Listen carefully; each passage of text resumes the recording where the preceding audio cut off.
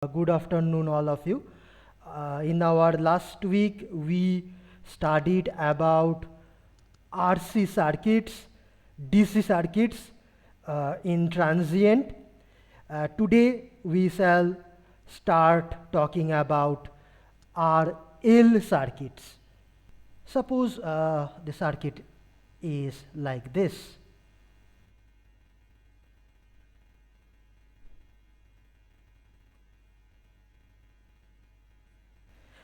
This is an inductor with inductance L. Let this be a source with EMF E. This is say R1 or just R. This is say R2.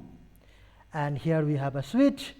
Okay. Suppose the switch is initially open and then at a particular time this switch is closed. Let us call that time t equal to 0 when this switch is closed. Now if this current through the inductor is I, which can vary with time, then how will this current vary with time?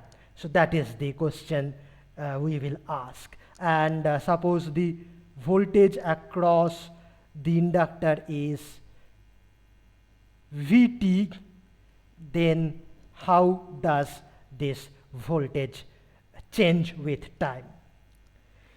Before coming to this, let us first talk about the voltage current relationship of an inductor. Okay, if we have an inductor with inductance L, if the current flowing from left to right is IT, and the voltage of the left side with respect to the right side is Vt, then the relation between V and I is as follows. V is equal to L di dt. Voltage is proportional to the rate of change of current. That's from Faraday's law, and L is the constant of proportionality. Okay, so be careful about this direction of the current and the voltage. If you change these directions, say for example, if I say draw the voltage in the opposite direction like this, then this equation is no longer true. Then you have to put a minus sign. Okay, fine.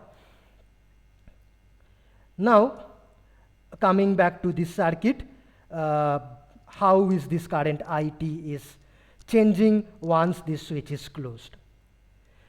When the switch is closed, so switch resistance is 0 ideally.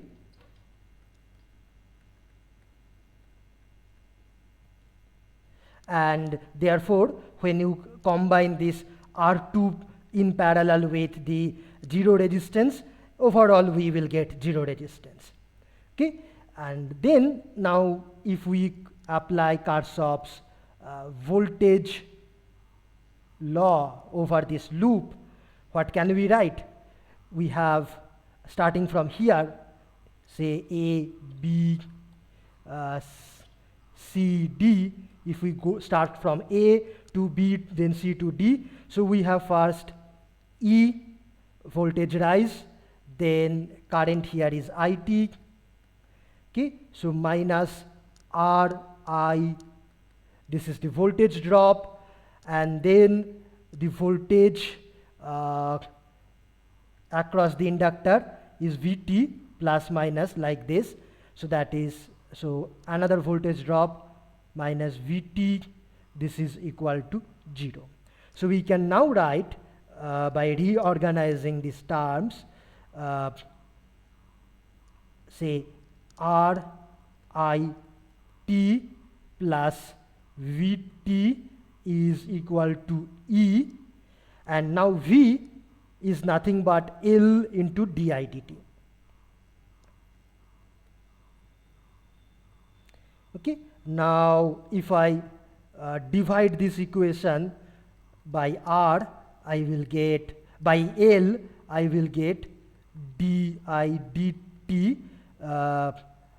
plus R by L I t is equal to E by L. Now look at this differential equation. The form of this differential equation is very similar to the differential equation which we saw in the last week for the RC circuit. Okay, here. Okay, so here you see, look at this equation. We have first derivative of v, then 0th derivative multiplied by some constant, and right side is some constant. And we solved this equation, okay, and the solution was like this here.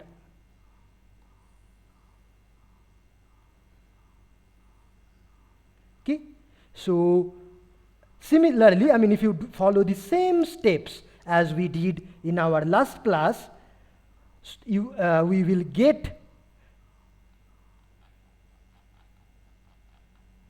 let me just copy paste this.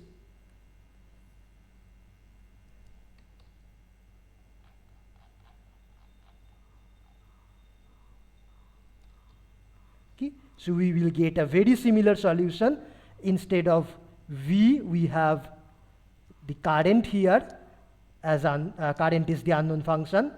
Okay, then A was the coefficient of I mean this coefficient. So in this case, A will be equal to R by L, and B was the number on the right hand side. Okay, so B is equal to E by L. V0 was the initial value. So now in this case we will have the initial value of the current. Okay, so I0 at time t equal to 0.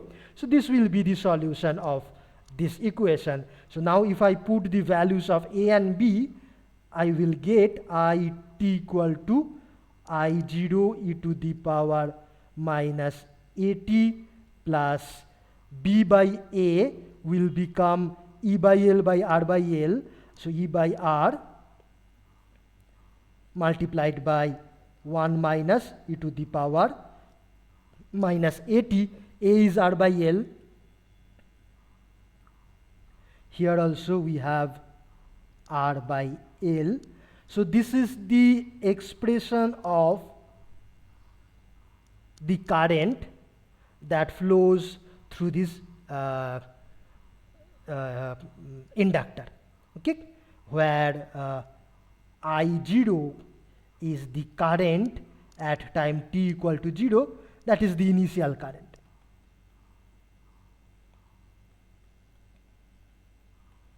Okay, now we can also reorganize these terms like we did in our last class.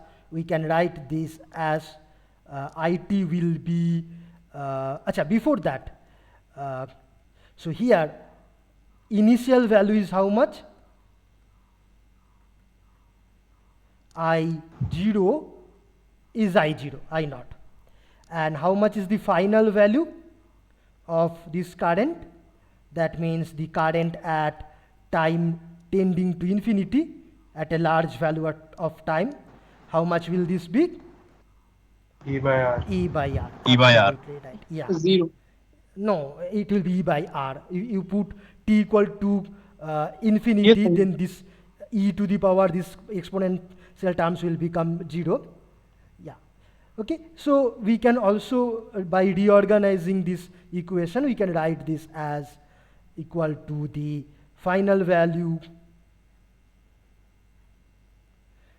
plus initial value minus final value multiplied by e to the power minus at. A is R by L. Okay, so this will be the form of the current. Okay, now we may plot the graph of this current as a function of time. If this is time, if this is the current through the inductor, if this point is I0, the starting value, and if suppose this point is equal to E by R, the final value, then the current will go like this exponentially. It will reach the value E by R like this. Okay, exponentially, asymptotically, it will go like that. And then how will the voltage across the inductor, that means this Vt, how will that change? Okay, so now Vt is equal to L di dt. So if you differentiate this equation of current, okay, what do we have? So maybe we rewrite this equation a bit. First, L into ddt of the current can also be written in this way, E by R, okay, and then plus I0 minus E by R whole to the power e to the power minus R by L t. Okay, basically this is the final value plus initial minus final value e to the power R by L t. So now the first term will give 0 after differentiation. So we will have L into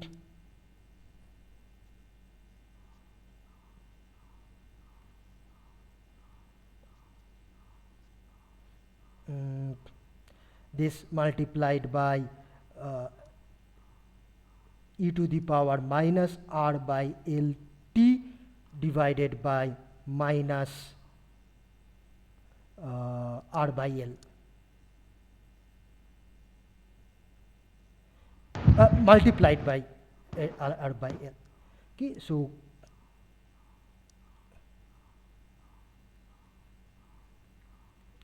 this L cancels, and we have I0 minus E by R into minus R. So let me put minus inside.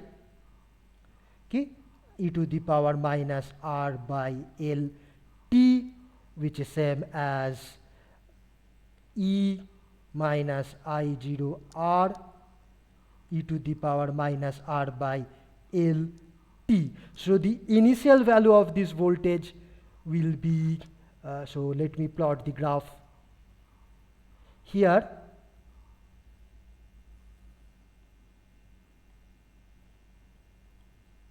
Initial value is E minus I0 R, and then it goes down to 0 exponentially like this. Okay, now consider, so here what do we observe? So we observe that final value of voltage, final Vt, that means V at time infinity, that will be 0.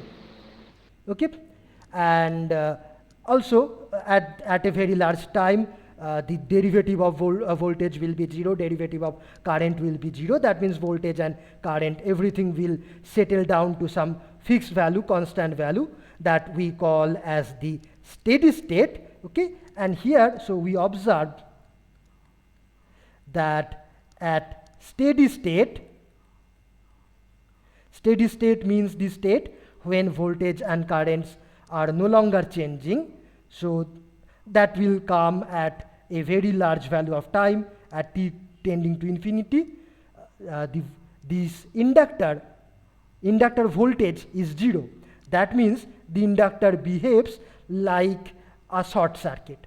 So the inductor behaves like a short circuit. Earlier we saw that a capacitor behaves like an open circuit at the steady state. Okay, so let me also write capacitors behave like open circuits in DC steady states. So, Okay. so in this circuit, the current will never flow through R2 resistor. In this circuit, Uh, after this switch is closed, the current will not flow through R2 resistance. But since you have asked this question, okay, let me also ask another thing. So if I consider the same circuit, let me copy it here.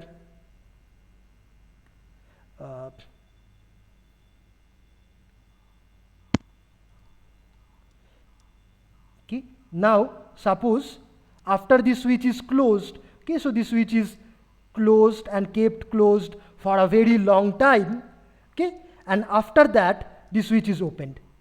So the switch was initially closed and it was kept closed for a very long time, and then the switch is opened suddenly. Okay, now let me just call that moment as time t equal to 0. I am redefining the time axis. So time t equal to 0 is the time when the switch is opened. Then what will happen? Then how will this current vary as a function of time? Before that, now what is the initial value of this current? So just at the moment or just before the moment of opening this switch, E naught by E R. by R. yeah, E as naught we by have R plus already R2. seen, this should be E by R. Okay. Now the switch is opened, and then the current will again change for a while. And how will this change? So now consider. So now the resistance factor will change Yes, absolutely right. Now for you the consider, sorry, this circuit. It is very similar to the previous one. It has one voltage source in series with a resistance. In the earlier circuit also, we had the same thing, voltage source and a resistance in series. Okay, and only the value of the resistance is now different, so we can consider this to be equivalent to just this. This is E, this is R plus R2. This is the Thevenin equivalent, okay, of the original circuit, and outside we have the inductor connected. We know the initial value of the current I0. Now if we write any differential equation using Karsov's voltage law, we will get a very similar equation as the earlier one. Only difference is that in place of R we have R plus R2. So therefore now what will be the equation of this current IT? So now this current IT will be so of this form. So what is the general form? I mean, which we saw in the earlier case, final value plus initial minus final value e to the power R by L minus R by LT. So here, how much is the final value? E by R plus R. Right.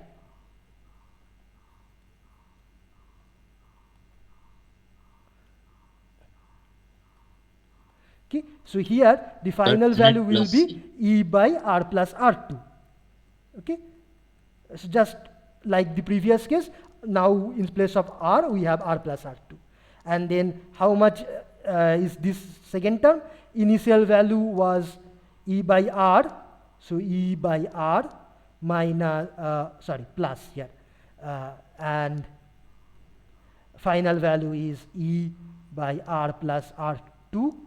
And in place of A, we have R plus R2 by L T. Okay. So here, in this case, the graph of the current will start from the value E by R, but the final value will be lower, E by R plus R2. So it will go down exponentially like this. So this is the current IT. Okay, and here, so again, let us define time constant is basically, if we write this term as L by R plus. yeah, L by right, R. you are absolutely right.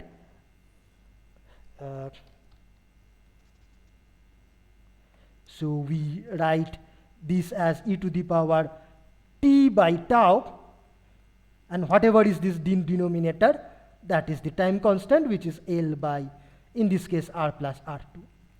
That is basically the time required for completing approximately 63% of the total change. Okay, so this is the time required for approximately 63% of the total change in voltage or in current, whatever. Okay, fine.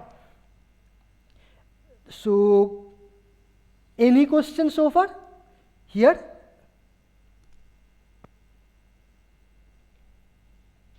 Sir, in this last one, it will get to 63% of initial value, sir.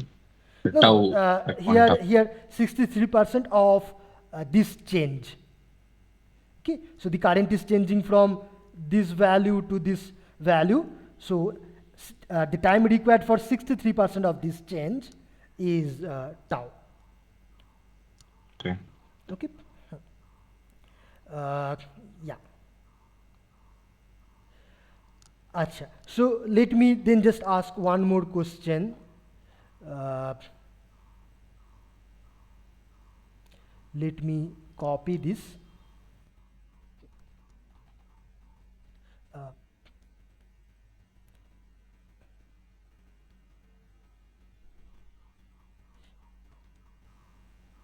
Now I give you another circuit. Okay, suppose this is R1, this is R2, and here we have R3. Suppose this is initially open and then this is closed at time t equal to 0.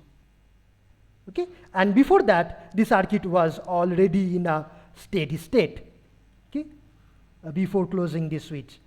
So now the question is, what will be the expression of this current and this voltage? How will this current vary? Okay, so let us use the same rule, final value plus initial minus final value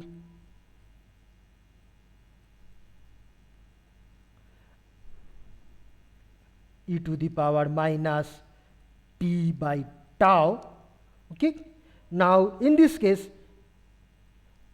can you tell me what will be the final value?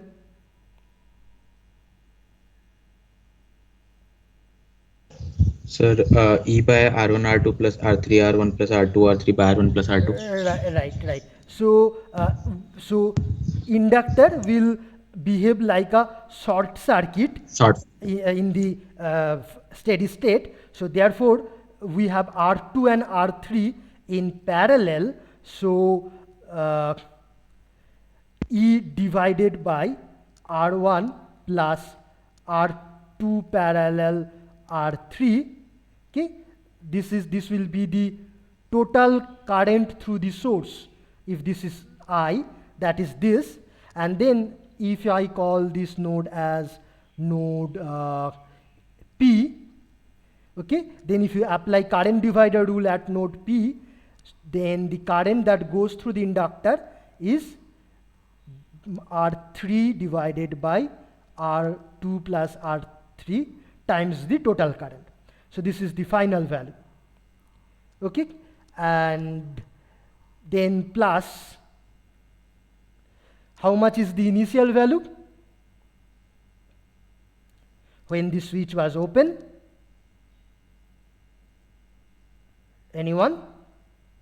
E by R1 plus E R2. by R1 E by plus R1 plus R. Absolutely right. Okay, R3 was not there, so there is only one path, so the current was E by R1 plus R2. So this is the initial value.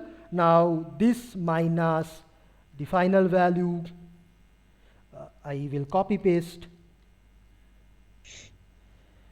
and let me make some space here. Okay, now e to the power minus t by tau. Tau. What will be the value of Hello, tau? sir. Tau is basically inductance L, inductance divided by equivalent resistance or Thevenin resistance. Yes. Okay. So now L is L, fine, but how much is the Thevenin resistance? So consider this circuit. R2 plus. Thevenin R2 resistance plus R1 is R3 time. R1 into R2. We can take R1, R1, R3 in parallel, R1 then plus R3 R2 parallel in with series. plus R2. R1 parallel R3 Then series with R2. in series with R2. Okay, so that will be the expression of the current.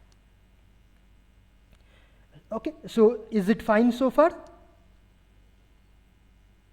Yes, sir. Okay, Yes, sir. fine.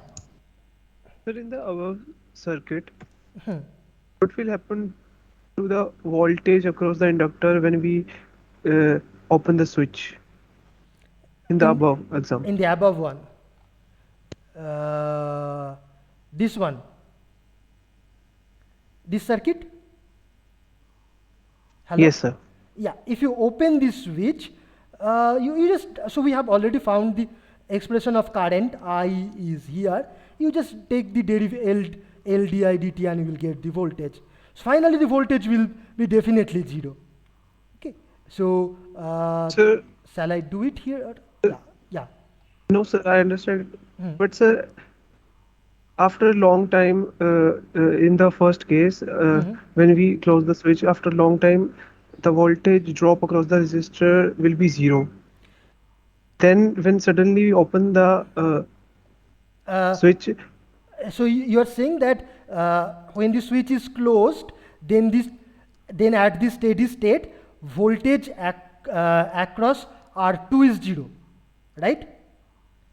no, sir, when we close the switch, when we close the switch and when steady state arrived, then the voltage across the inductor was 0. Voltage across inductor is 0, right?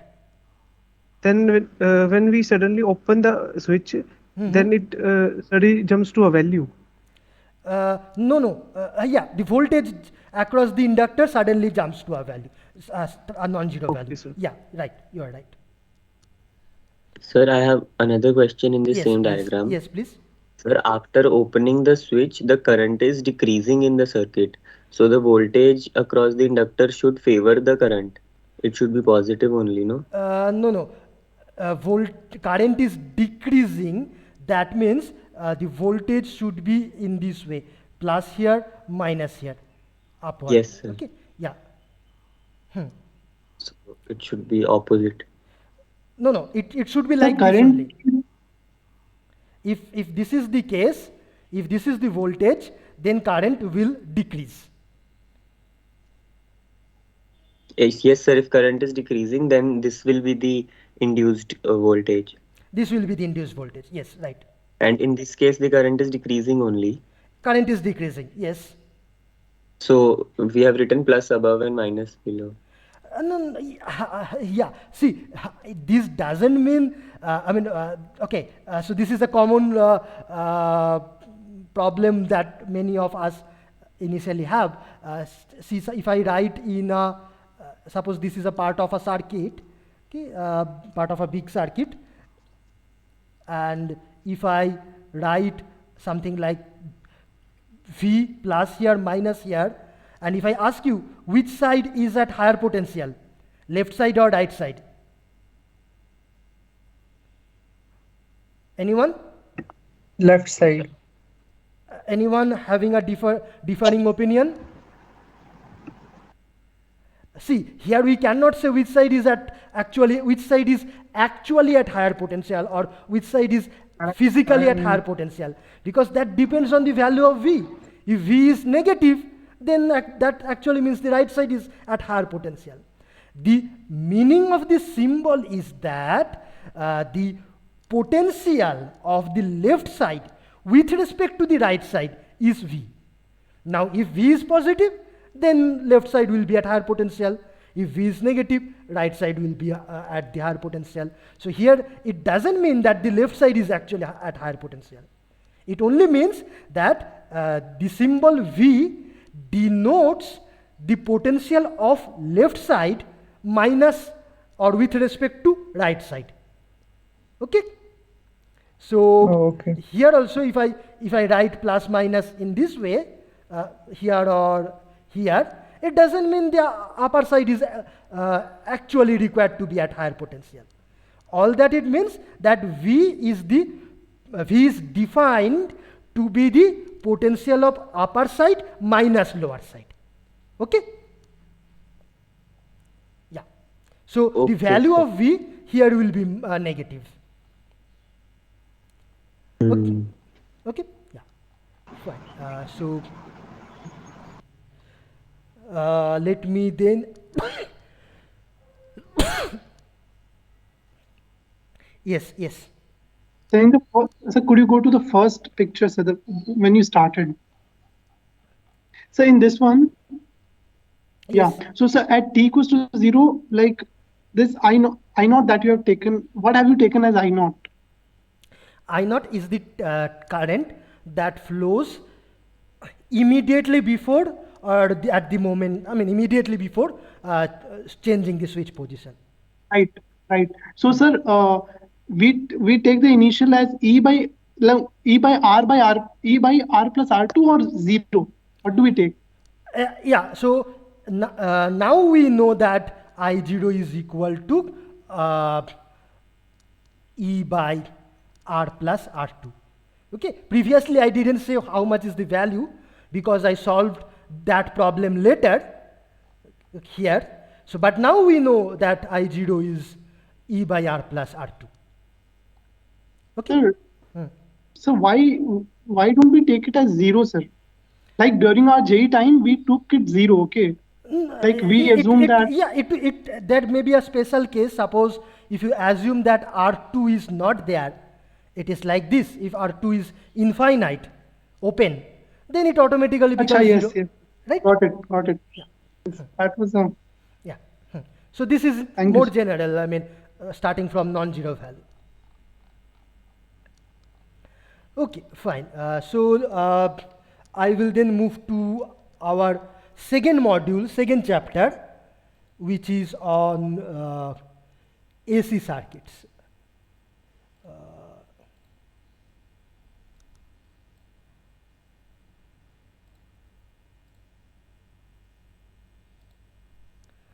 Okay.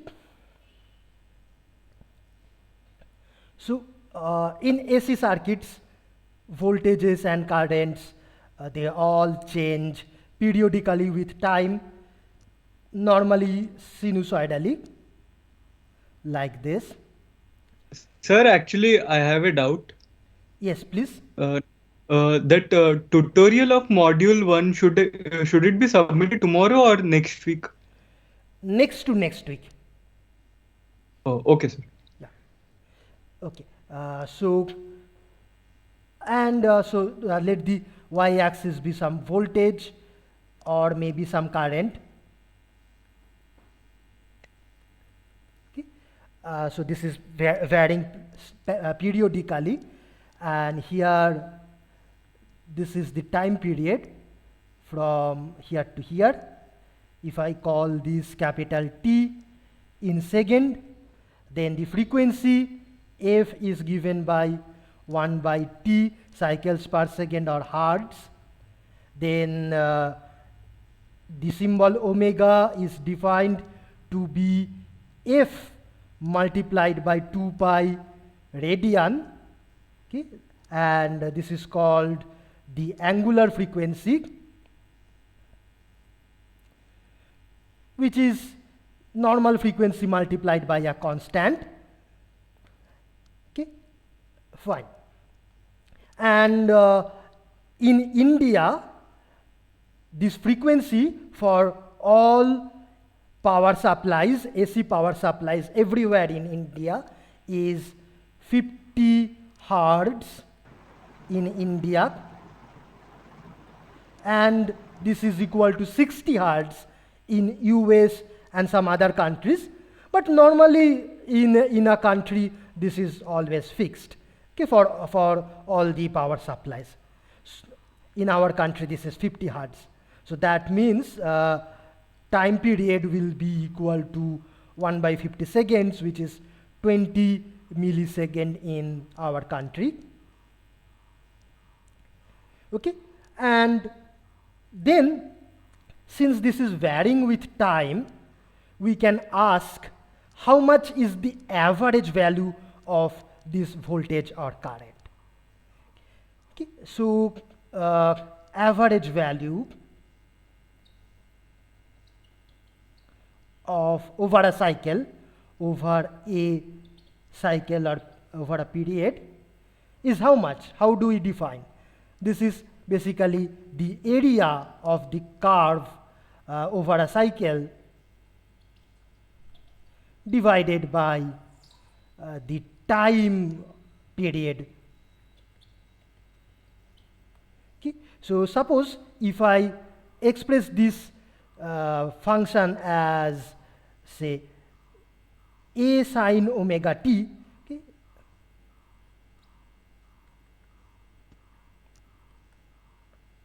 then how much will be the average value? How do we calculate?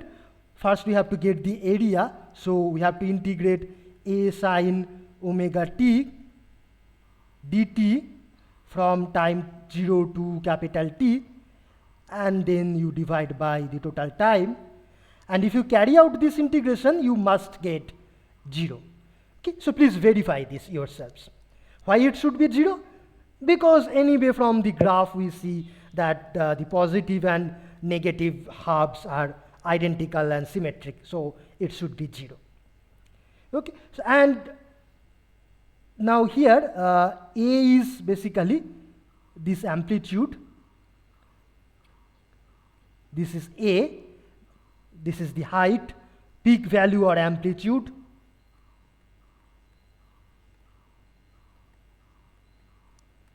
Now irrespective of this amplitude, no matter how large A is, this average value is always 0. So that is very trivial. Okay, so therefore we may ask how much is the average value over a half cycle. Average value over a half cycle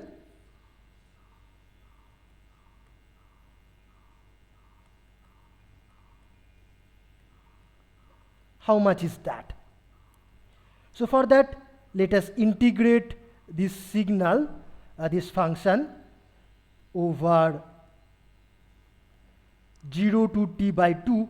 half time period, and then you divide this by t by 2.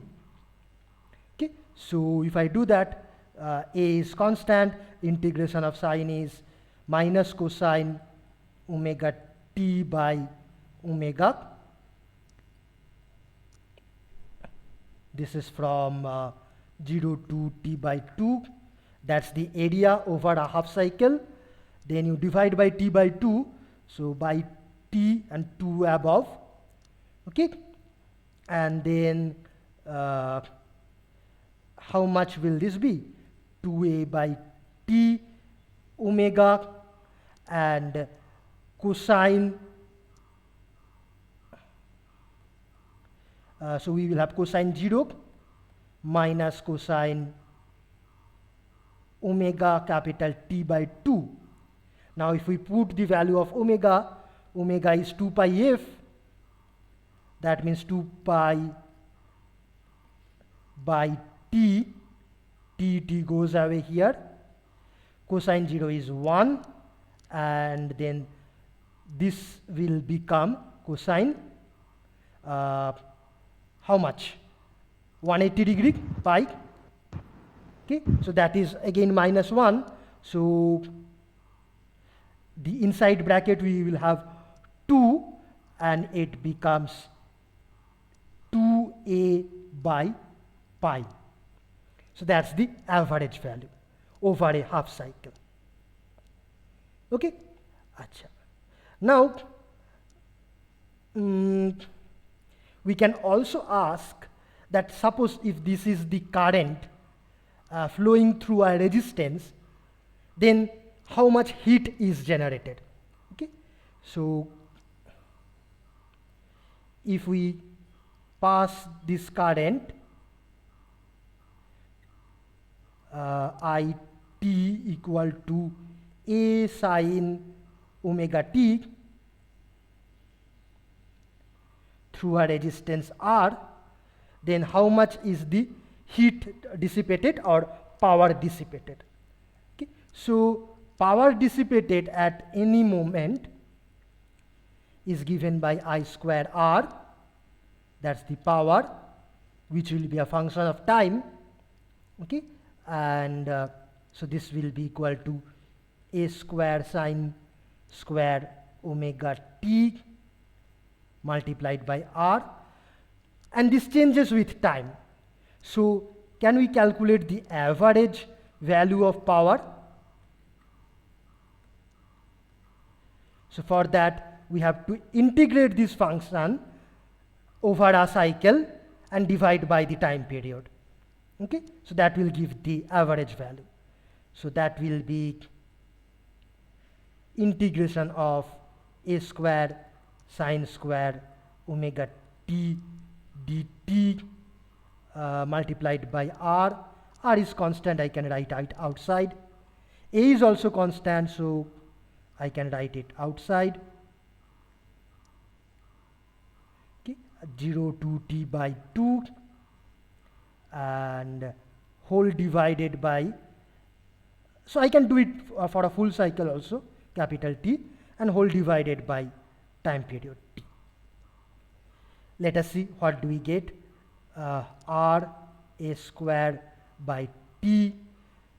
Okay, let me just put here a 2 and divide it by 2. Okay, so 2 sine square is same as 1 minus cosine 2 omega t. Please check my steps. I hope I am not making any mistake. Yeah. So now if you do this integration, this second term will give 0 and the first term will give t. Okay, so we have R A square by 2t multiplied by t. So t goes away. So this is the average value of power. Okay, now this is equal to R A by root 2 whole square. So now from this we can say that if we pass a constant current of magnitude A by root 2 through this resistance, we will get same amount of average heating. Okay, so therefore this is called, this A by root 2 is called the effective value. Effective in the sense how effective it is in generating heat or power, effective value. This is also called the RMS value or root mean squared value. RMS stands for root mean squared value, because this is nothing but square root of average value of the square of the original current, okay, which is A square sine square omega t. Okay, so that's why it's called root mean square. Mean means average. Okay, so yeah, fine. So far so good. Any questions so far? I mean, most of you have studied these things in schools. So this is basically a bit of recapitulation. However, if you have any doubt in, or if you feel that you want more explanation in any part, please feel free to ask. Okay, fine.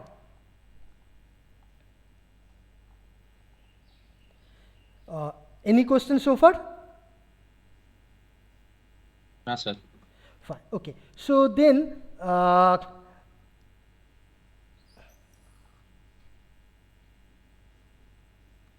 now let me just give you a few homeworks. Suppose this is a function. Okay, this is 0, this is t by 2, this is t, and so on. And suppose this is plus a, this is minus a. Okay, find out the average, I mean half cycle and full cycle both, and RMS values for these functions. So can you tell me the RMS and average value for this function right now without any calculation? A. Absolutely. Average will be A. A RMS? for half cycle, sir. RMS will be A. Absolutely. A by root 3. Average will be 0. So here both for the first graph, the square wave, full cycle average is of course 0.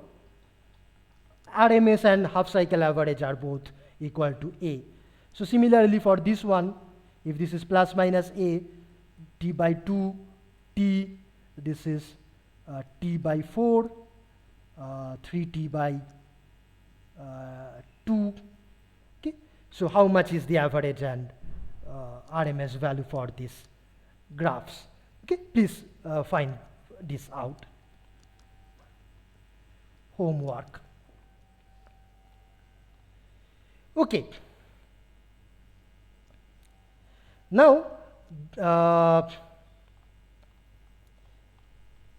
this point onward, we will not study waveforms other than sinusoidal waveforms. Okay, so I mean we will not study about these square waves, triangular waves.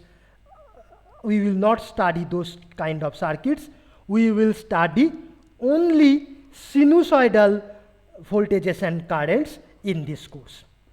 Okay, so we shall study only sinusoidal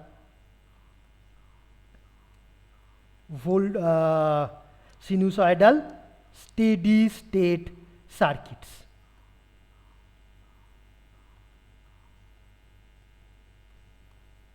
In this course. Okay, so what do I mean by steady state circuit in the context of AC? In DC, we know that steady state means the state when voltages and currents are not changing with time anymore. Okay, but that is not applicable to alternating current circuits.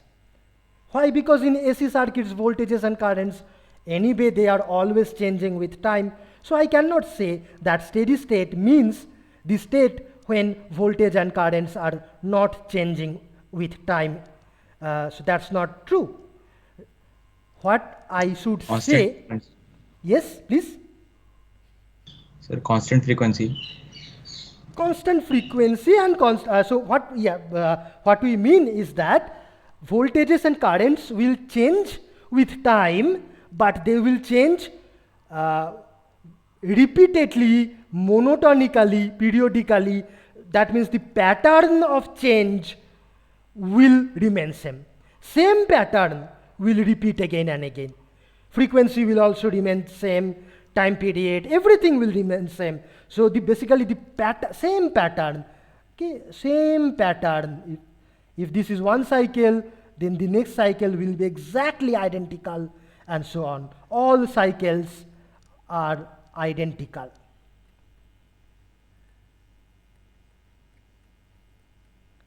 Okay, that is called the steady state. Okay, suppose if we have some voltage or current which is, say, varying like this.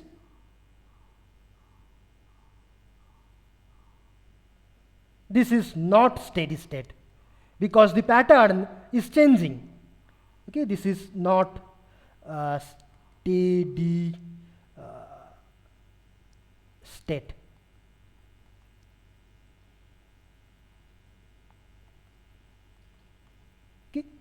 In DC circuits, we have seen that circuits with inductors, capacitors, and switches, if we suddenly turn them on or off, then for a brief period of time, the voltage and currents keep changing before settling down to some constant value, even in DC circuits.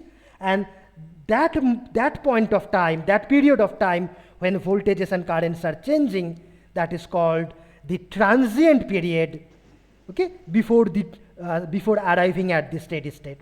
Similarly, in AC circuits also, if we have switches and if we turn the switches on and off, then for some time voltages and currents may change with a varying pattern, with a non-constant pattern, maybe like this. Okay, that is called the transient period before reaching the steady state, but that we shall not study in this course. Okay, so that you have to keep in mind. And so there is no relation between these two types of steady states. Pardon, please? So there is no relation between these two types of steady states we defined. So this steady state that I am defining here like this, that same pattern repeats again and again. This you can call as a more general definition of steady state, because this definition is also applicable to DC circuits. Okay, in DC circuit, if I say same pattern repeats again and again, I mean basically a flat constant value which is there forever. Okay, so this is more general, right? So it does not really. Okay, sir. Okay, yeah. Fine. So we have agreed on two things. Number one, we shall study only steady state, and number two, we shall study the circuits with sinusoidal voltages and currents only. No other pattern we are going to study. Okay. Acha. So then, suppose this is the waveform of a sinusoidal voltage or current, and if this is time t equal to 0, I can write this function as sine omega t with some amplitude a. Okay. Now, if another person defines, say, this line, this point as time, say, t prime equal to 0. So we are simply starting our clocks after a delay. Okay. So then for that person, this same function will look like cosine omega t multiplied by a. Okay. So I mean, whether we call a function as sine omega t or cosine omega t, that largely depends on the time reference from where we start counting our time. Okay. And since we have decided that we will study only sinusoidal circuits with sinusoidal voltages and currents, let us choose to use only sine functions or only cosine functions. Okay. So for example, let us choose to use only sine functions to represent all voltages and currents.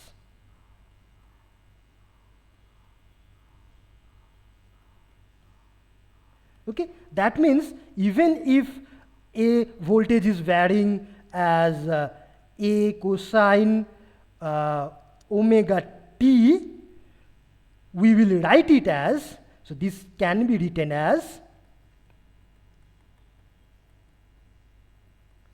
a sine omega t plus 90 degree.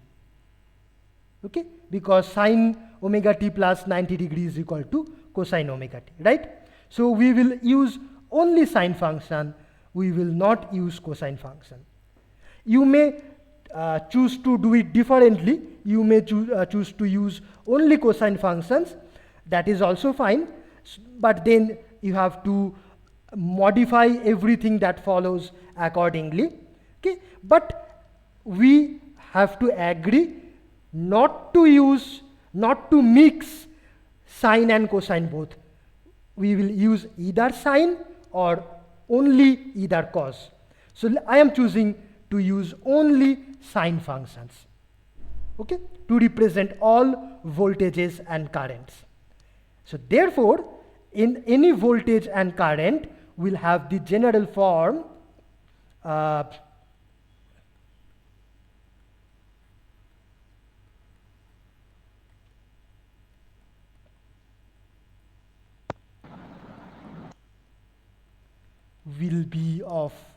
will be like this: a sine omega t plus phi, where phi is some angle. Okay, so this is the general form.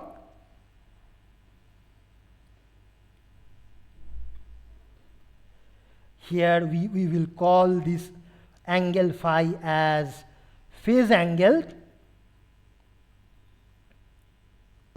and A is called the amplitude.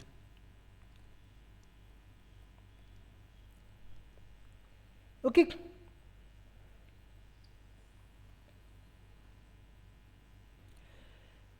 Fine. Next, let us see what happens if we have a resistor with resistance R, and if the voltage across the resistance is Vt, function of time, and if the current is I, function of time, then what is the relation between Vt and It? Vt should be equal to R times It. Ohm's law. Okay? Fine.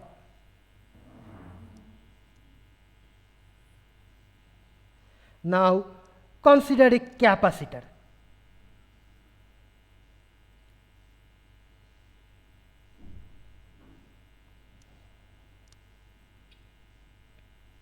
With capacitance C, and if the current is It from left to right, voltage of left side is Vt with respect to the right side, then what is the relation between voltage and current? So we know that I is, let me write here, I is equal to, can you recall? C times dV by dt. Absolutely right, C dV dt. Okay. Achha. Now suppose if voltage is equal to say A, or let me call Vm sine omega t, Vm is the amplitude, then what will be the current? Then It will be C into derivative of this, so Vm constant, derivative of sine is cosine omega t multiplied by omega, so let me put that here. Okay, so that will be the current. Since we have decided that we will express all voltages and currents using sine functions only, so therefore let me write it as omega c Vm sine omega t plus 90 degree. Okay, fine. Now let me ask, so this is the relation between the voltage and current. Okay, so now let me ask, if Vt is say Vm sine omega t plus phi, how much will be the current, or what will be the expression of current? Anyone? Omega Vm sine of Omega c Vm sine omega t plus 90 degree plus phi, or yeah. Okay, so this is basically the relation between voltage and current. Okay, you can call this as Im. So we have Im sine omega t plus phi plus 90 degree. Now if I draw a graph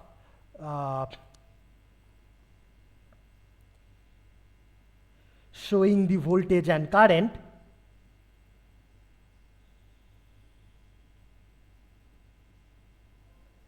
if this is the time, here suppose this is the voltage, let me start from any arbitrary point.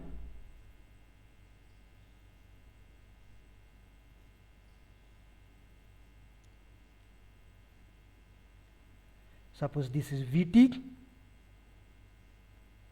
How will the graph It look like? That will also be sinusoidal, okay? But will it be like this? Anyone?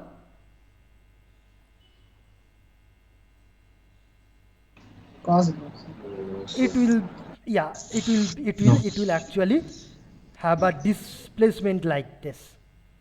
Okay, so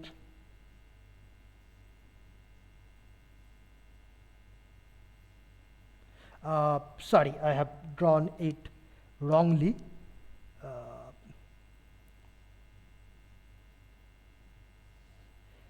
It will be displaced in the other direction. Yes. So this is IT.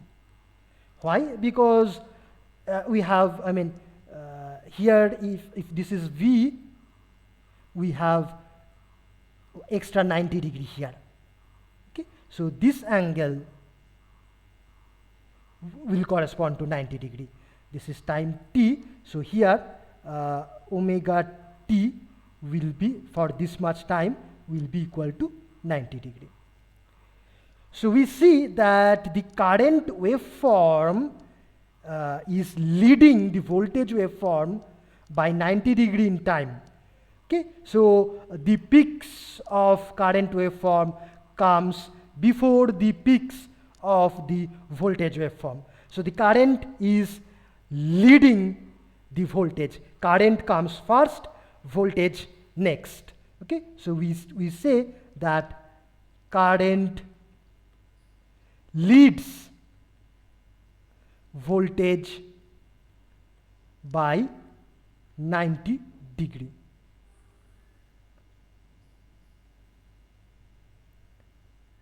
Okay, fine. Now let's come to an inductor.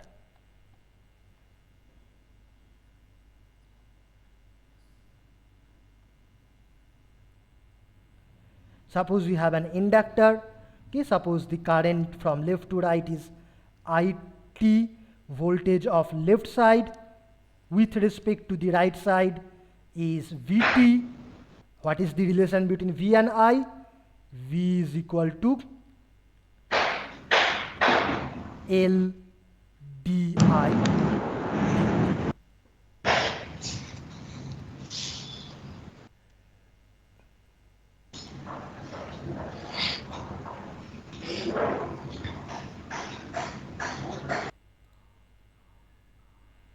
Okay, fine.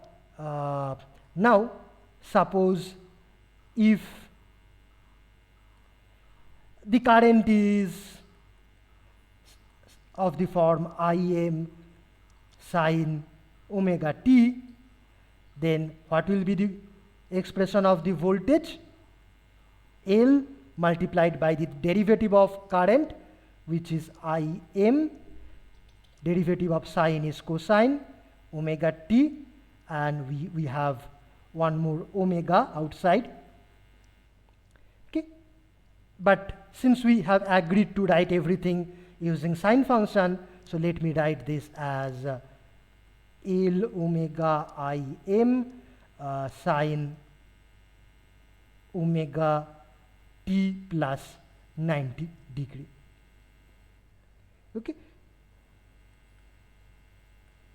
So in general, suppose if we have IT equal to, let me rather ask you the question in the opposite way. Okay.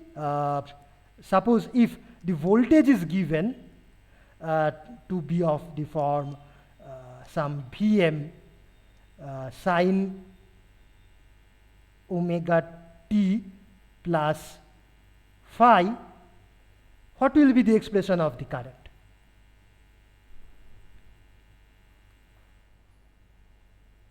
Anyone?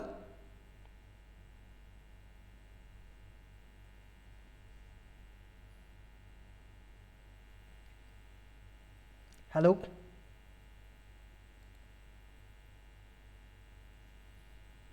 Anyone would like to try? Minus 90, sir. Sir. Right. Sir, Vm by L omega.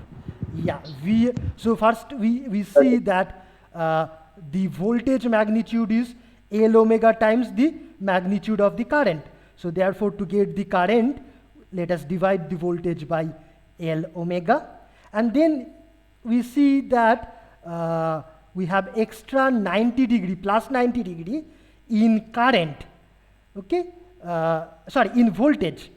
Okay, compared to the current. So therefore, let us put here minus 90 degree in the current. Okay, so now if we draw the graphs,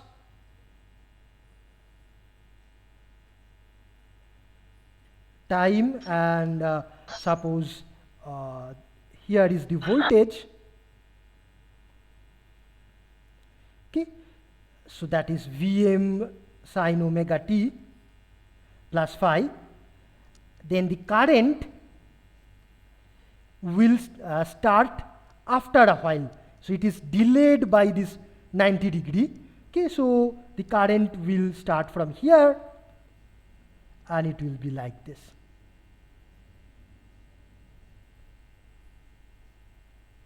Okay, so this is IT. So here current lags the voltage. Current lags behind the voltage. Okay, so voltage peaks come first, and then the current peaks come later. Okay, so this is the relation between voltage and current for an inductor. Any questions so far?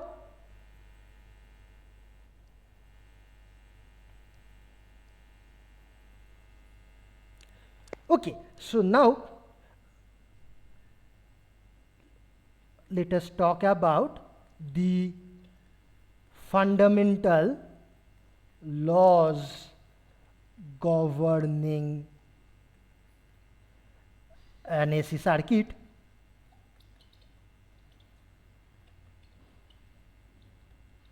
What are the fundamental laws? Number one is Karsov's voltage law. Okay, so in a circuit, in a closed loop, the sum of the voltage should be always equal to 0 at each and every moment of time. Okay, so this should be true for all time. Next comes Karsov's current law. This should also be true at all the time. So current entering any node, the sum of the currents entering any node should be equal to 0. What else? Number 3, we may write that for a resistance,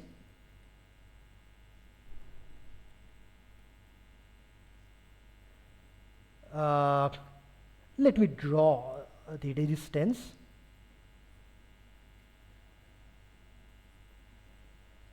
If this is the current I, and if voltage V is in this way, then Vt should be equal to I T into R all the time again. Similarly, if we consider an inductor with inductance L, if this current is I, voltage is V, then the rule is Vt is equal to L di dt always. Okay, this should be satisfied not for one particular moment but for all the moments. For an capacitor,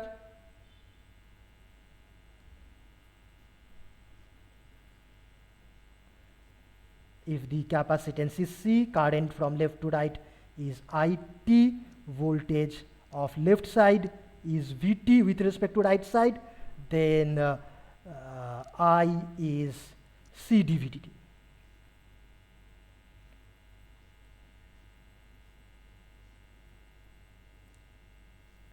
Okay, so these are the rules for an AC circuit.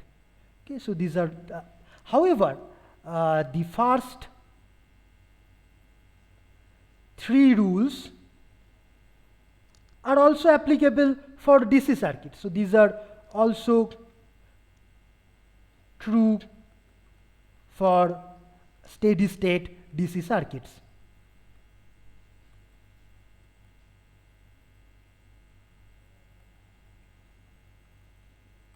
Okay, Is these two rules not true for DC circuits? Anyone? So for Yes, sir, they are true. They are true. Should They are true. They are definitely true. But we need not consider these differential equations for steady-state DC circuits because we can treat inductors as short circuits in steady-state DC circuit. Okay, and similarly,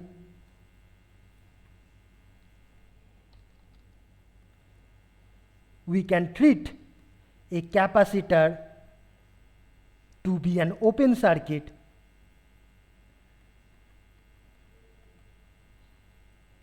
in steady-state DC circuits.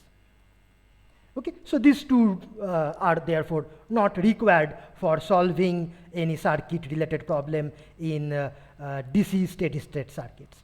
Okay, but all these are required for steady-state AC circuits.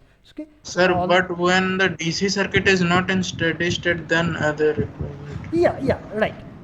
If it is not in steady state, then we need, right. But now we are talking only about steady states, particularly in AC. We will not talk about the transient states. So all these are required in AC, even in steady state.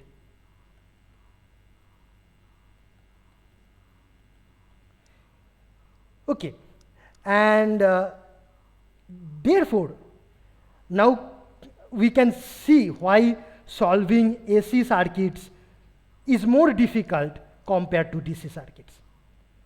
Firstly, these lower three rules, particularly rule number 4 and 5, they are not as simple as V equal to IR. Okay, so these two are not as simple as V equal to IR. It's not that voltage and current are proportional. Okay, so these two are more difficult rules.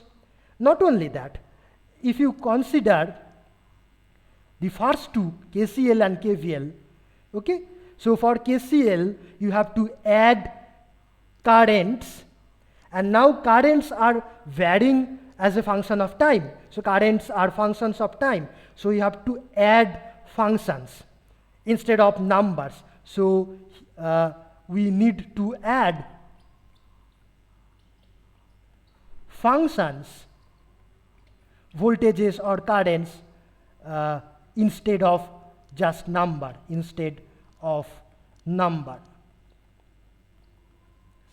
Okay, so this is why AC circuits are more difficult.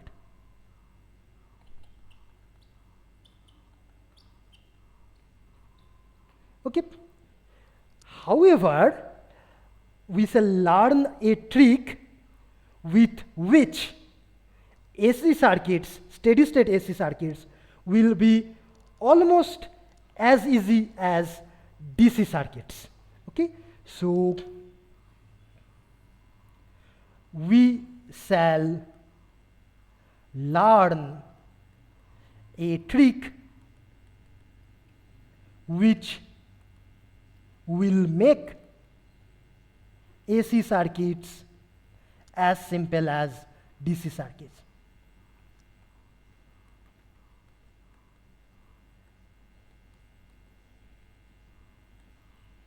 And the name of that trick is called Phasor Representation.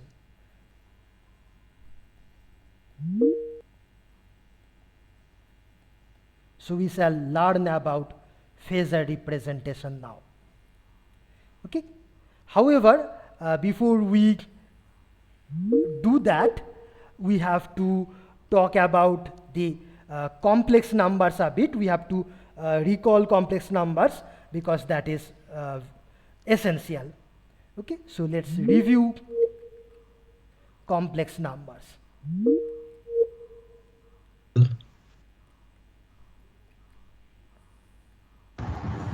Sir, you are not audible. Am I audible? Yes, sir. Yeah. Yes, sir. Now it is coming. Okay, fine.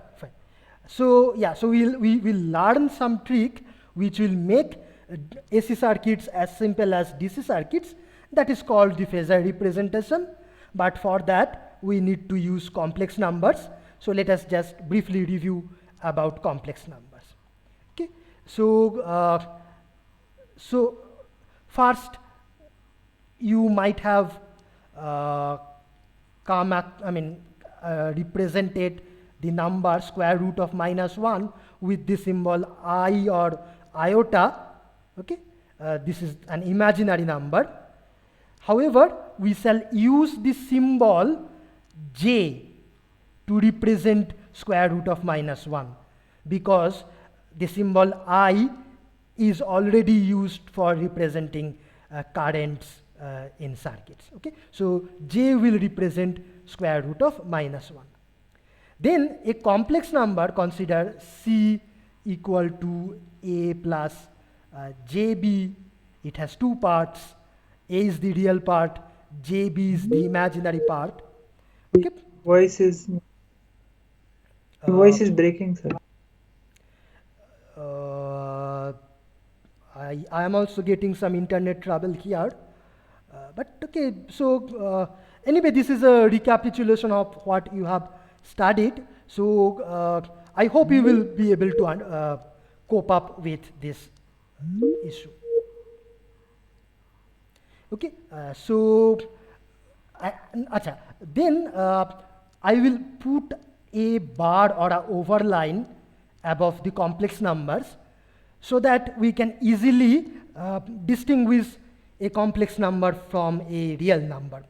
However, this is not necessary. Okay, so please do not expect that this notation will be followed everywhere, particularly in question papers. So there we may also write, we may also represent complex numbers with normal alphabets without overline. But for now, for our discussion, let us put a line above to distinguish complex numbers from the real numbers. Okay. Then let us consider the complex plane, real axis, imaginary axis.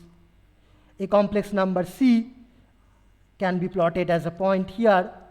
So C is A plus JB. A is this horizontal projection. B is this vertical distance. Okay, and then this radial distance from the origin, if I call that R is called the modulus of the complex number, mod C. Okay, that is given by root over a square plus b square. And then this angle, if I call this theta, okay, so theta is the angle of this complex number C. This is given by tan inverse B by A. Okay, and then we can write A equal to R cosine theta and B equal to R sine theta. Right? Then how to multiply two complex number?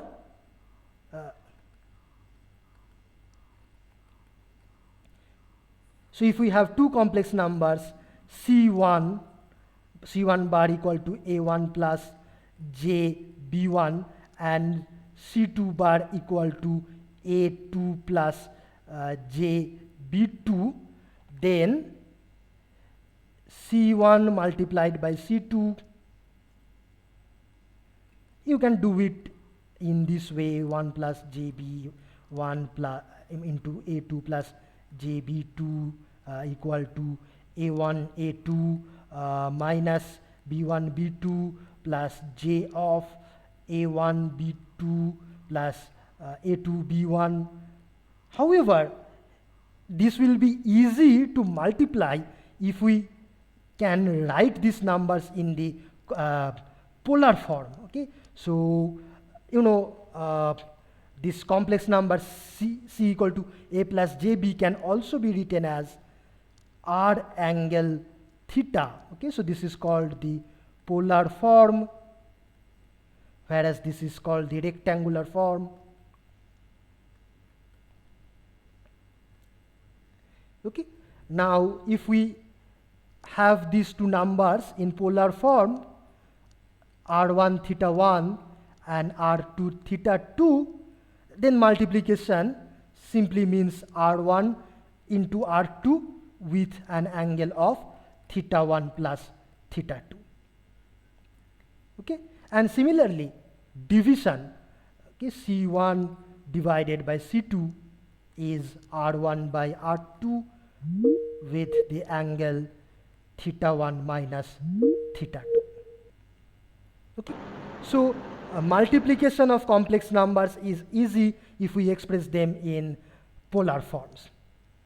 Okay, however, if we want to add complex numbers, addition, then addition will be easy in rectangular form. Okay, if we want to add c1 plus c2, that is easy to write in this way.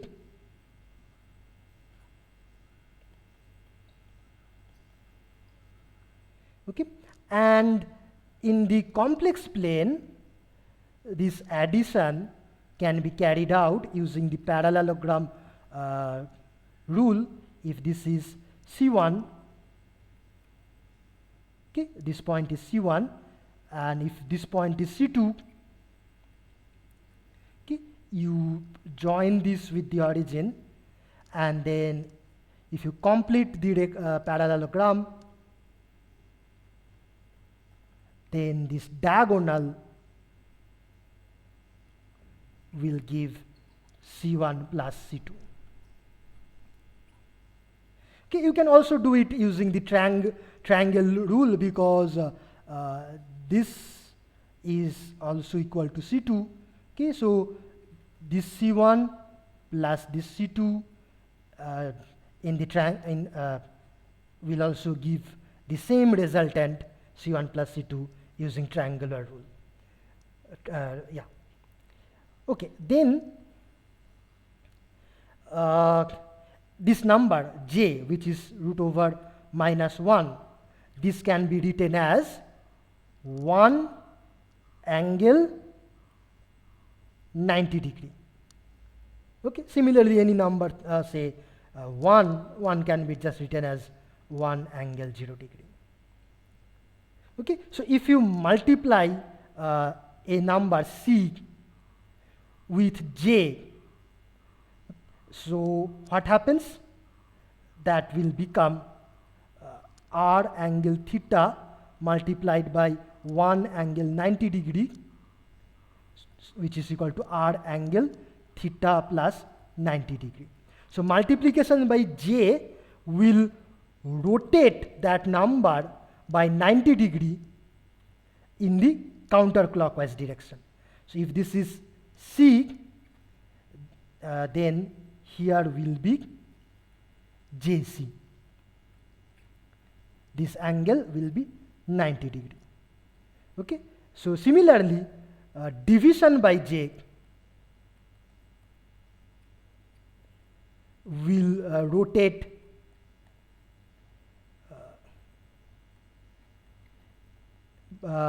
in clockwise, rotate by 90 degree in clockwise direction.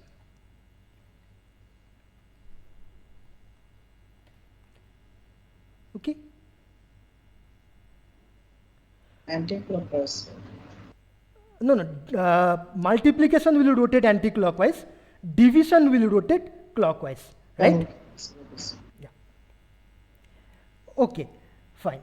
Then also one more thing, if I write this now e to the power j multiplied by theta, okay, this can be written as cosine theta plus j sine theta. This can be shown using the series expansion of exponential and sine cosine. Okay, so this is one thing. Similarly, e to the power minus j theta will be equal to cos theta minus j sine theta. Okay, so therefore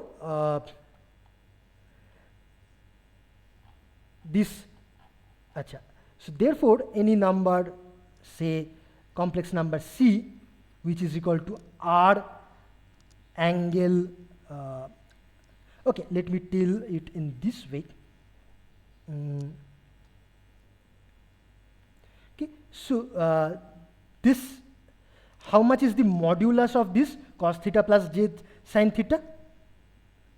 Cos square plus sine square is 1.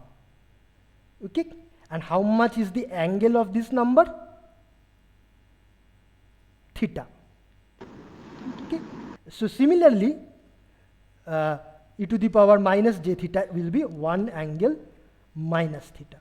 So therefore any complex number c, which we write as r angle theta, can also be written as r multiplied by e to the power j theta. Okay, any questions so far? Anyone? Fine. Then let me consider this. Suppose we have a complex plane, real axis, imaginary axis, and consider a number r angle theta. Okay, so c equal to r angle theta. So that will be a that will represented by a line of length r and angle theta. Now, if I take this theta to be equal to a function of time omega t, okay, so as time t changes, this angle theta also changes, then what will happen to this complex number? It will also change its position. How will it change? It will basically rotate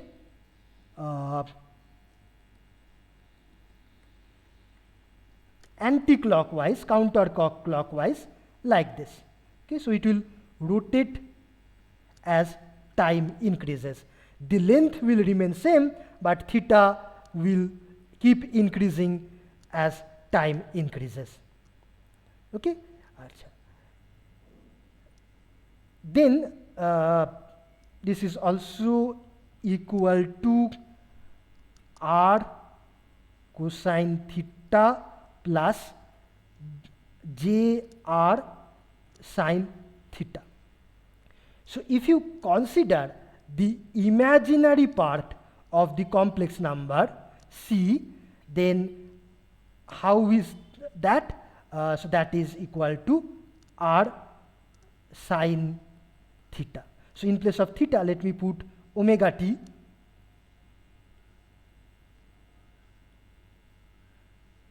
So we see that this varies sinusoidally. Okay, so if we basically this is the projection of this rotating line on the vertical axis, imaginary axis, so that change varies sinusoidally. While this complex number is rotating, its vertical projection is varying sinusoidally. Okay. So I may also show you this in this way. Suppose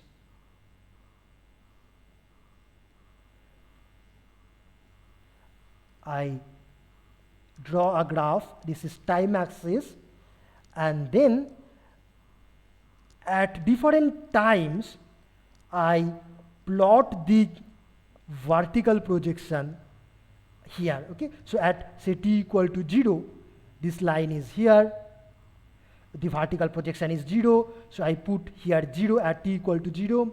Then after a while this line is here, this is the vertical projection. Okay, so then here also after some time I plot this point here. Then after some more time this line comes here, so I plot it here. Okay, so and if I keep doing this, and then when I join this, I will get a sinusoidal graph. If I complete it, I will get a sinusoidal graph. Okay, fine. So any questions so far? Fine. So now let's come back to AC circuits again. So we have reviewed about complex numbers.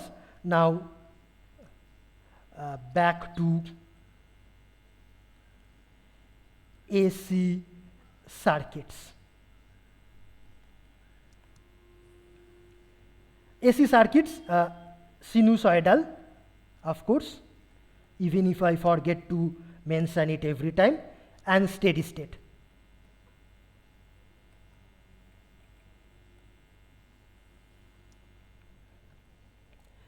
Now, in a sinusoidal steady state AC circuit, all voltages and currents vary sinusoidally with time, with the general form like this: A sine omega t plus phi. Here omega is equal to 2 pi f, which is a fixed number. For India, this is equal to 2 pi times 50 radian per second. So that's a fixed number. Okay. However, A and phi can vary for different voltages and currents. So different voltages and currents in a circuit will have different values of A and phi. Now to specify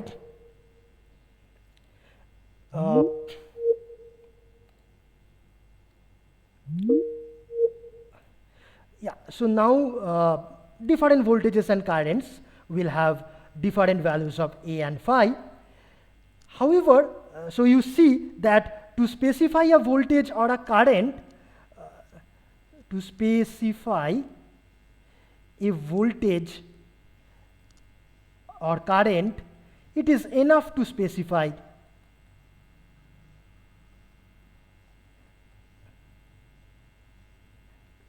just these two numbers, specify this A and phi. Okay, because omega is anyway fixed, and we have decided to use only sine functions, so there is no ambiguity about the function. So if I just tell you these two numbers, A and phi, you can immediately understand what function I am talking about. Okay, so it is customary to specify in any voltage or current by specifying this angle, okay, which we call the phase angle, and using the RMS value. Okay, so what I mean is this: if this is a function representing a voltage or current, I will specify this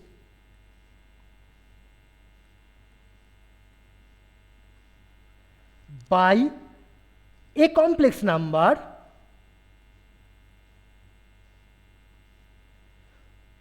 given by A by root 2 angle phi. Okay, A by root 2 is nothing but the RMS value of this function. Okay, A by root 2 is the RMS value. Okay, so any function can be represented using one number, one complex number, A by root 2 angle phi. So if I just specify this number, you can immediately get back which function I am talking about. Okay, so for example, if I say the complex number, say B equal to B angle say 30 degree, which function is specified by this number? Anyone? B e raised to the power iota pi by 6. B, no, I didn't say that. So I said if A sine omega t plus phi is a function, I will represent it by this complex number. Root 2 B. Sir, we So- fix root 2 sine omega B t root plus 2 30. sine Yeah, omega so right, t plus absolutely. 30 degree. Yeah. So B root 2 sine omega t plus 30 degree. Okay. So this is the basically an agreement between you and me, or you can say a secret coding to represent a function with only one number. Okay. So this is called the Phasor representation.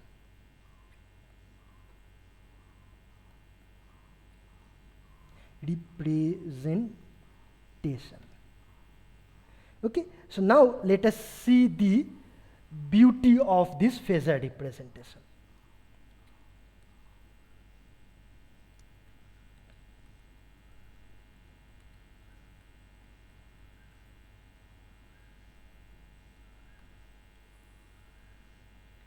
Okay, so suppose I have an inductor with inductance L. Okay, suppose the current is IT, voltage is VT. Okay, then if VT is equal to Vm, say sine omega t plus phi, how much is IT? We have seen a little before, little earlier. So how much is, what's the expression of I? And if the angular frequency is omega given, yeah. How much is I? It is Vm by L omega sine Vm by omega t plus right, L omega sine omega t plus phi minus 90 degree. 90. Okay, so you see Vt and It, they are not proportional to each other. So Vt is not proportional to It. However, if I write the Phasor form of these functions, so Phasor forms, what will be the Phasor form of Vt? Okay, so let me call that capital V bar. Okay, so that will be a complex number, so that's why I am writing bar above. So that is the Phasor value. What will be the Phasor value? Vm by root 2 angle phi. Vm by, excellent, root 2 angle phi. What will be the Phasor representation of current? Call that capital I. That will be Vm by root 2 L omega. excellent. Angle will be phi Angle phi theta minus 90 degree. Okay, so now this I can also write as Vm by root 2 L omega angle phi divided by J, correct? And if so, then this becomes equal to V bar divided by L JL omega.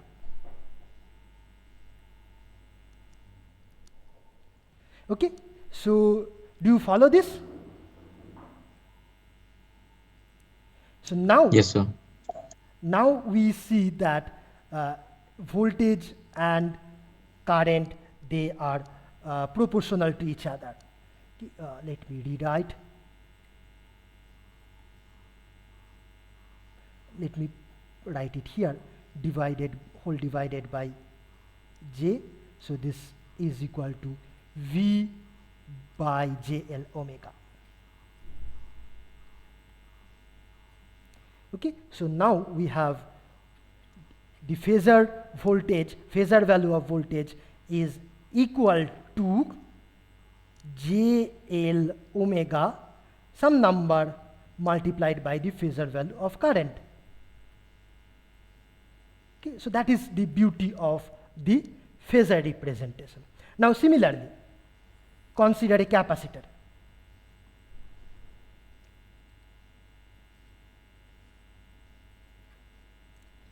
Okay, if this current is I, voltage is V plus minus, okay, then if say V is equal to Vm sine omega t plus phi, what is the expression of current? We have seen it earlier.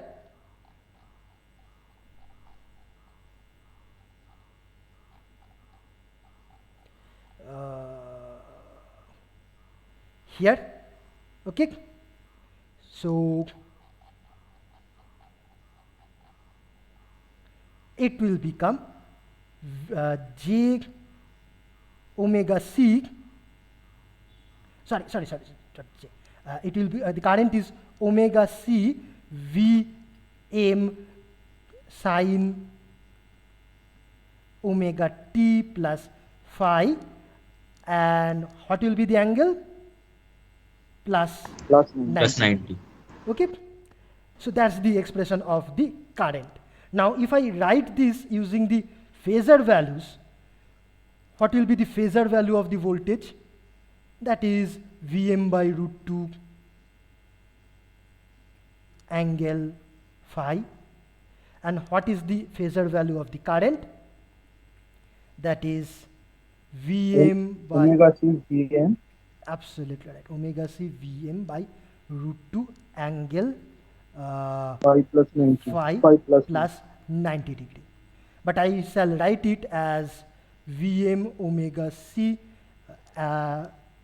angle phi by root 2 whole multiplied by J. Okay. So then you now see this is equal to V bar multiplied by J omega C.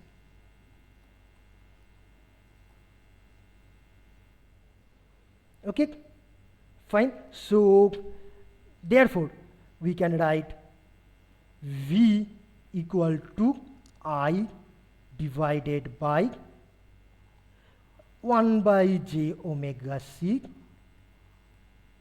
Okay, so again voltage and current are Sir, only proportional. by J omega C, I guess, because V into J omega C. I bar by Sorry. J omega. Yeah, thank you. I actually wanted to write it this way. Now it's fine. Yes. Yeah, thanks a lot. Yeah. I keep doing mistakes, unfortunately. Yeah. Okay, so that is the beauty of this phasor representation. Now, one more beauty of the phasor representation. Acha, before that, so we have talked about the inductance, inductor and capacitor. So let us also talk about resistance. If we have resistance R, if this current is IT, voltage is VT, plus minus, okay, then VT, if VT is Vm sine omega t, then the current will be simply Vm by R sine omega t. Okay, so if I write the phasor values, V bar is Vm by root 2 angle, let me put a phi, say, to make it more general. Here also phi, okay, so angle phi, and current is Vm by R root 2 angle phi. So from this we see that V bar is equal to R times I bar. So phasor values of voltages and currents are proportional to each other for resistance, capacitance, inductance, all of them, if we use phasor values. Okay, that is one beauty of phasor values. There is one another, but today's time is up, so I shall talk about that starting from tomorrow.